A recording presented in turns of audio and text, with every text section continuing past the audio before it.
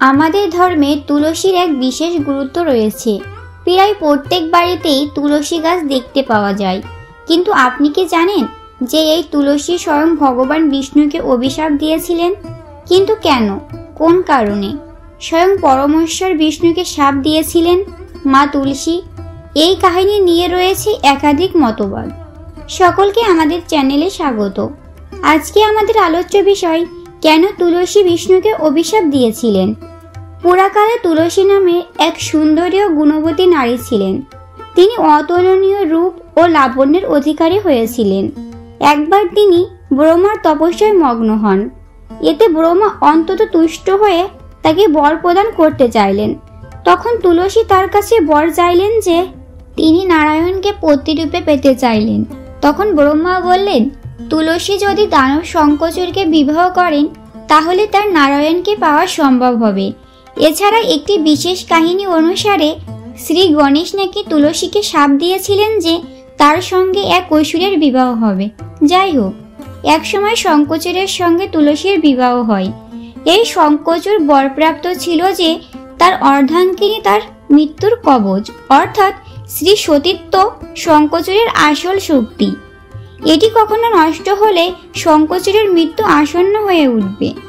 এরপর শঙ্খচূড়ের অত্যাচার দিনের পর দিন বাড়তে থাকে, ফলে সংসারের বিনাশ হতে শুরু করে। শঙ্খচূড়কে কোনোভাবেই আটকানো যাচ্ছিল না, কারণ তার স্ত্রীর সতীত্ব ছিল অটুট। তখন দেবতারা সবাই মিলে শিবের শরণাপন্ন হলো, তবুও এই কাজ সম্ভব হয়নি। তখন ভগবান শিব সকল দেবতাদের বৈকুণ্ঠে যাওয়ার উপদেশ দিলেন, কারণ এখন একমাত্র উপায় ভগবান বিষ্ণু।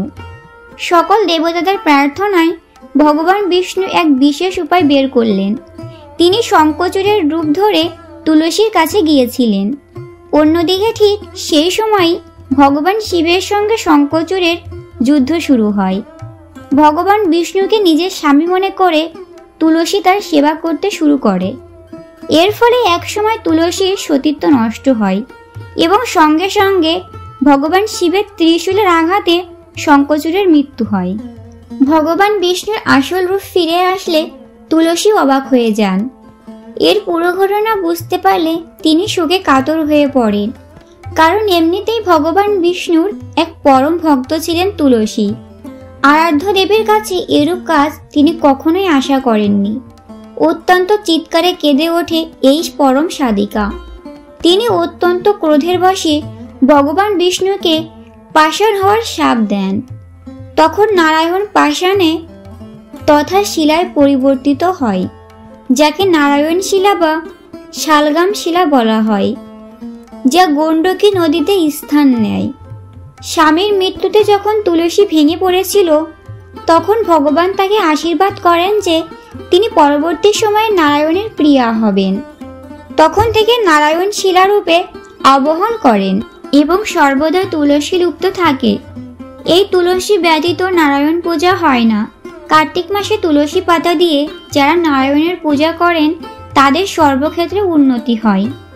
তুলসীর গন্ধ যেদিকে প্রবাহিত হয় সেদিক পবিত্র হয়।